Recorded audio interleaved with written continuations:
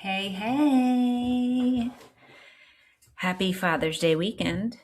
Um, as I sit here alone, I just had brunch with my girlfriends, and which is not very Father's Day themed at all. Except for, I guess, giving him some time alone to just relax at the house with no craziness, although the dogs were still here, so there was that. But anyway, I digress. I'm here to read. Oh, no. Hold on. You probably can't see this. I got things popping up. I'm here to read my latest blog, which is called An Ode to the Almost Fit People, the misfits, if you will. But when I just want to say this because in my blog, I didn't say this quite articulate enough, maybe. When I say almost fit, I mean like bodybuilder, bikini model type of fit.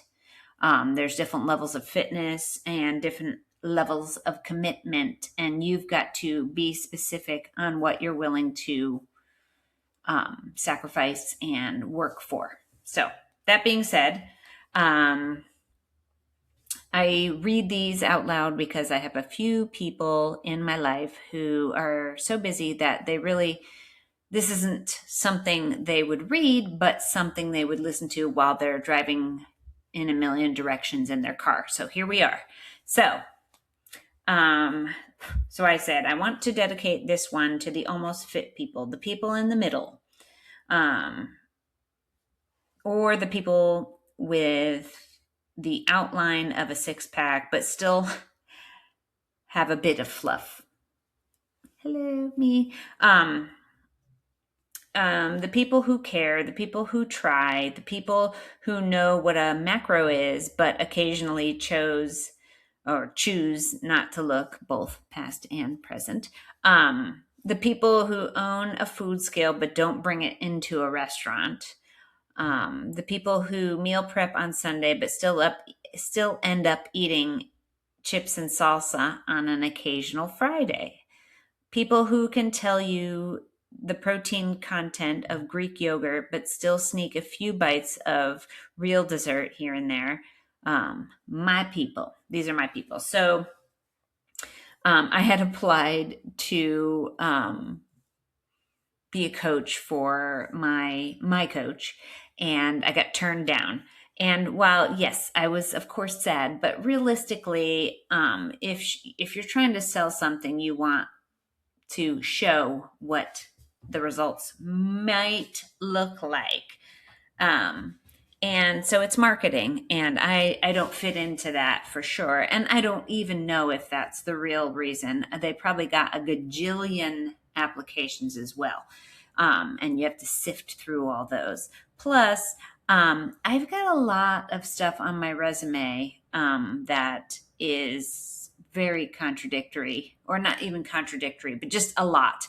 Hairdresser, fitness, yoga, author, this, just a lot of stuff that could be it's very ADD actually. But I love it all. So I do it all. And hence the reason why I still don't have jacked abs, but I'm working on it. I'm still working on it. I'm still, having my sacrifices. I'm still trying to hit my macros, and I'm close. I'm super close all the time. I hit it a lot. Sometimes I don't. So as disappointing as that was, it sparked a bigger question. Am I doing enough? If I'm not, why not? At first, my brain went where many of ours go, which is examining the body, my results, my consistency, my discipline. Could I be leaner? Absolutely. I just said all this, but I'll read it again. Could I tighten things up? Of course. Could I skip the drinks on some weekends? I don't drink. I've cut out quite a bit, and that has definitely made a difference. And I don't really have that.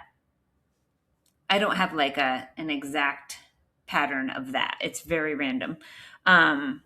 Could I pass on dessert? Yeah, I could. But I do make a lot of healthier options. So I don't do that a lot. But yeah, but these teeny little things add up. So anyway, could I stop eating an extra half of a teaspoon of peanut butter in my protein shake when I'm starving after a workout? Yes, I could. And sometimes that half a teaspoon, the extra half a teaspoon, goes right into my mouth from the spoon. So, and sometimes, to be quite honest, lately, there's been another half a teaspoon. So those little things definitely add up. Then I started asking a different question: at what cost? And this is what I came up with, and it's not supposed to be an excuse, but there are excuses, and you can either validate them or not. The things that are most important to you that you are not willing to give up, that's what I'm talking about. And that's okay, but be honest with yourself about it. Are you not willing to give it up? And if you're not, then no, the six pack might not happen. So, and you can change your mind in 2 weeks and say, okay, that is important, and do it then. Anyway, let me go on.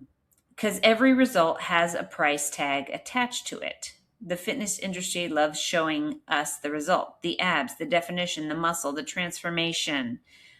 What it doesn't always show is the lifestyle that created it, the second grocery list for non-participating family members, the meal prep for containers taking over the refrigerator, the spouse that may or may not want to be on board with the pricing of better quality foods, social events, vacations, food sensitivities, autoimmune issues, hormone fluctuations, hours spent planning, preparing, tracking, measuring, adjusting, and thinking about food, because you need all of that. There are details, so many details. I overlook them and go back and go, oh damn, I forgot about that. It's a lot of balls juggling in the air to get this. And if you're doing this, you've got to be 100% doing it, which means you're thinking about it while you're doing your work. You're thinking about it while you're out with your friends. You're thinking about it while you're sleeping. It's 24/7 action.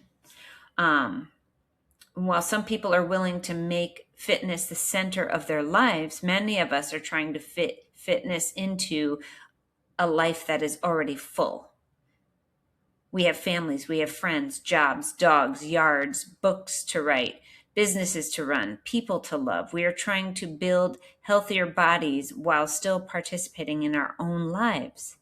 And I think that's worth celebrating, because the almost fit people are still showing up. We're lifting weights, we're walking, we're reading labels, we are learning, we are adapting, we are trying. We are just not willing to sacrifice everything else we value in the process. Now, saying that, your values can change. So I'm not trying to poo-poo the people who are successful at getting to that lean, jacked body, because it is amazing. But I just want to say that all this work that we're doing and keeping some things still on the table that we don't want to sacrifice, it doesn't make us lazy. It doesn't make us failures. It doesn't make us less disciplined. It simply means we are balancing multiple priorities. And I want you to listen to that. Your priorities are what make or break your decision. So make sure you know what they are, because when I say decisions, success. So if you're like, why is this not working? You need to sit down with yourself and go over your priorities, what you're willing to sacrifice. And if you are sacrificing that, there are better options for ice cream. You know, they have the Ninja Creamy now. I don't want to go into details, but I'm just saying there are things you can do. You can be the designated driver and still go out with your friends and have a great time. But if you want to have one drink on a Friday after 3 months off, just make sure that's what you want to do. And if it is what you want to do, don't feel guilty about it. But if you know you're going to fall off the wagon and start that whole cycle again, just be ready for it and know that it's okay and you can keep moving forward from there. We're just balancing our multiple priorities. I can't talk today. It simply means sometimes we have to be honest about our excuses. Sometimes the thing standing between us and a goal is a choice we're unwilling to make, and that's okay. Sometimes the thing standing between us and a goal is life we intentionally built. A spouse who doesn't like to eat like we do, friends who gather around food, a birthday celebration, a family vacation, a body navigating autoimmune disease, menopause, food sensitivities, or other challenges that don't fit neatly into a fitness evaluation. Those aren't excuses, those are factors. And factors matter. The older I get, the more I realize everyone's priorities are valid. Your priorities are valid. Some people want six-pack abs. Some people want longevity. Some people want strength. Some people want balance. I've asked my girls all this. And the ultimate is that they don't necessarily want six-pack abs, but they do want to be strong and they do want to see some muscle tone. So you do have to make some sacrifices, just not all of them. So if you want to get down to under 20% body fat, then you really need to get going and really take a good look at your eating habits and who you're hanging out with, who may or may not be sabotaging your things that you've worked so hard for. So it says, so most of us want a little bit of all of it. Yes, the trick is figuring out what matters most to us and being honest about the trade-offs. Because wanting someone else's body is one thing, but wanting their lifestyle is another. And it takes hard work to get there. They're not lucky to have that body. They busted their ass to get that body. So I just want to point that out too. And I can't reiterate that enough, that they have worked really hard to get there. I have worked hard to get where I am and really hard to be where I am in all my little other aspects, but laser focus when you want to do this. So don't beat yourself up if you have other priorities, and you can see where you want to go with that. And you can always change your mind, like I said. So maybe it's not the question we should be asking, or the question oh my God, let me go back. And maybe that's the question we should be asking, not why don't I look like her, but rather, do I want to live like her? Maybe the answer is yes. Maybe the answer is no, because it takes an extreme level of dedication. And maybe it's yes, but only to a point. For me, I want to be strong. I want to be healthy. I want to continue improving. And I want to be fluid. I want to be able to maybe be a little stricter for 3 months and then maybe back off. I want to have brunch with my friends and eat thick cut bacon with fat on it. I want to have family vacations, which means I'm going to have to sacrifice my little food. I have a lot of food sensitivities and little things that cause inflammation. I have autoimmune. So I tend to grab, the 80-20 and the 90-10 and the meat with organ meat in it. But if we're all sharing food, guess what? We're getting the tube of meat from Walmart. It's a week. It's going to happen. Yes. Yes. Do I notice changes? Yes. Does it take my body a few weeks to get back on track? Yes, it does. And I'm not talking heavier, my weight, the scale going up or going down. I'm talking about inflammation and pain. But that's me. So you have to figure all that out. And if something is making you feel yucky, maybe try not having that. But if it's worth it every time, then keep doing what you're doing. So just know that all these are your choices. You are one decision away from a completely different lifestyle, I guess is a good thing to say. Yes, a glass of wine now and then, a husband who still gets to enjoy his chicken parmesan, a life that feels full. So again, here's to the almost fit people. If you are these people, you are my people. The people somewhere in the middle, the people still trying, still learning, still showing up, the people who may never be the leanest person in the room but refuse to stop moving forward. I see you. I'm proud of you for sticking with it, and I'm right there with you. Keep going. Now, again, I want to make another final shout out to the people, the ladies who have made it to the point of the under 20% body fat. That takes so much work, so much sacrifice in every facet of your life. Be proud of that.